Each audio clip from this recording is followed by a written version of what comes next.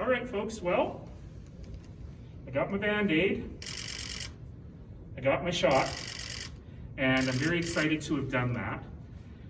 It's the first time in my life I thought, it's okay having a chronic condition.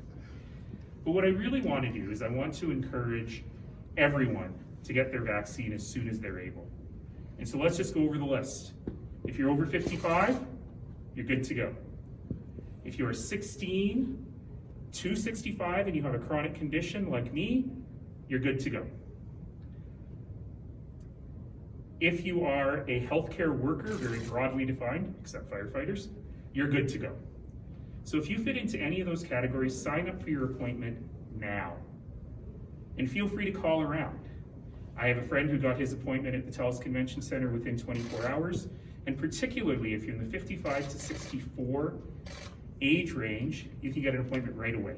You could literally sign up for an appointment here at TELUS and get it right away, or you can walk into many pharmacies. So I really want to encourage people this week and this weekend, let's have a huge blitz. Let's clear up some of the vaccine supply that we've got, and whatever you are able to do, whatever you're eligible for, get your vaccine. And remember, it doesn't matter which one you get. When we get our flu shots, we don't think, who made this? The best vaccine is the one in your arm. And the quicker we can get everyone through their first shots, the quicker we can start easing these restrictions. Mayor, Dr. Nenshi was talking about the AstraZeneca vaccine a little bit this afternoon. And there's quite a few questions asked about some people's hesitancy to get that one, since there's been kind of a lot of confusion. Obviously, you're not a health professional, but what do you say to people who think they should hold out for a different vaccine other than AstraZeneca? I'm not a health professional, but I can tell you that I've been spending a lot of time on this. And when you look at a place like the UK, which has the lowest infection rates in Europe now, where it's been falling dramatically, millions of people have gotten that Oxford University AstraZeneca shot. And everything I've been told from every epidemiologist is get the best shot for you. And remember that those efficacy numbers don't really matter in the real world.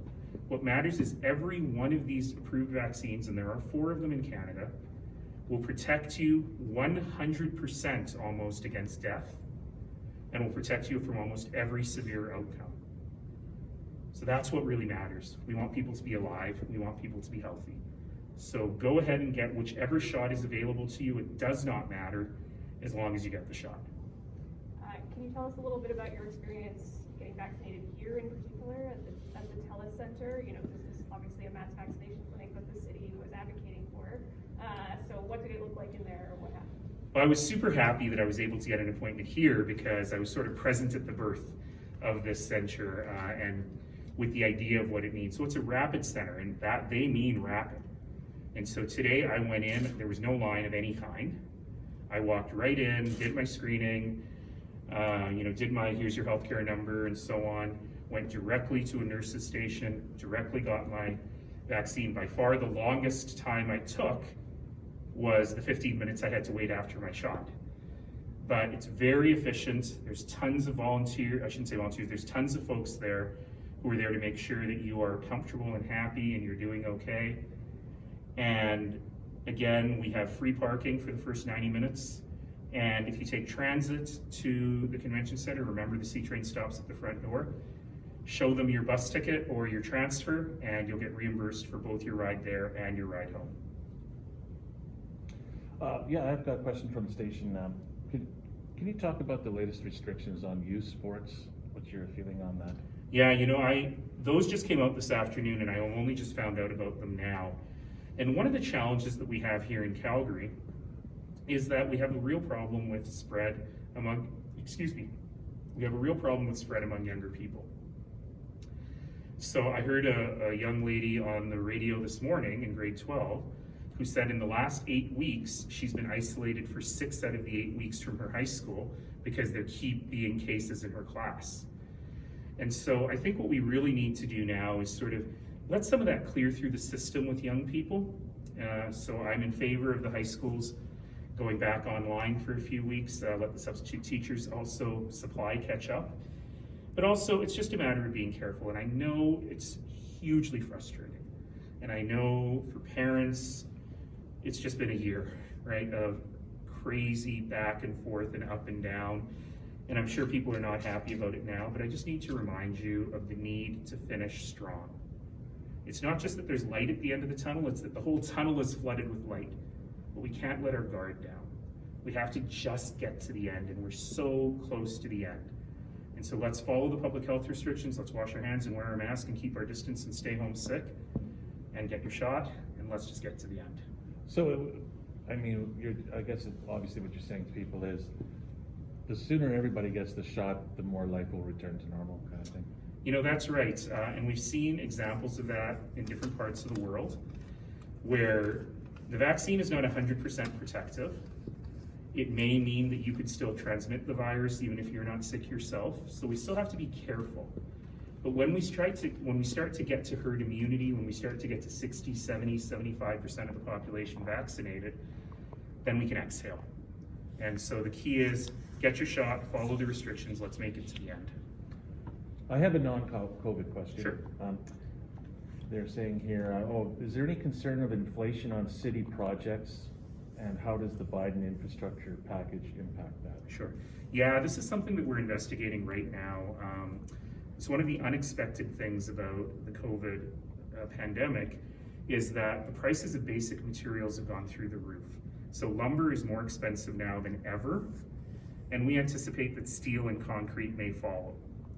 So we are currently really looking at strategies on how we may be able to hedge against future price increases by locking in prices now. We're also looking at how we need to perhaps put in a little bit of money to protect against inflation on these major projects. But I'll put it this way, since I've been mayor, every major project has come in on time and on budget, and I'm not letting that go away now.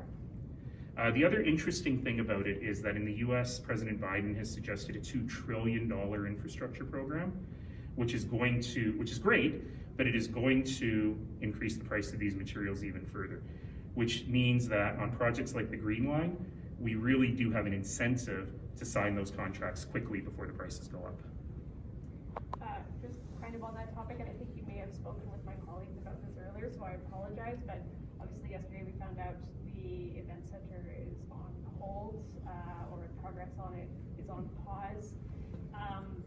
You know, given the scale of that project, are you worried about not being able to start construction on that potentially this year as the Green Line's now delayed into? You know, I always worry a little bit about these things. I can't really speak to any specifics on that project, but what I can tell you is we have built a lot of big capital projects here. And this is something that happens on major projects. You want to get all these details right up front, because the worst thing is if you get into scope creep or cost overruns once you're in the ground. So I'd rather spend a little more time up front making sure we've got it right, and if that means our construction timetable slips a little bit, that's fine. It'll still be shorter timelines than fixing it as you go. So, you know, of course I'm a little bit concerned. I'm not as concerned about that project as I am about Green Line in terms of time slippage. But, you know, as I say, this is stuff that happens, and I'm not really that freaked out about it. And then just one more question, going back to vaccination. What do you hope that you getting vaccinated and being public about being able to get that shot will help Calgarians understand, or will help communicate to the wider city? Well, I promise you that I did not cry when I got the needle, so it doesn't hurt. But really, I want people to know that this is safe, it is effective, it is the right thing to do. And I hope that people seeing me rolling up my pasty arms and getting that needle in them really helps people understand that all of us have our own part to play. And the moment that you are eligible, book your appointment.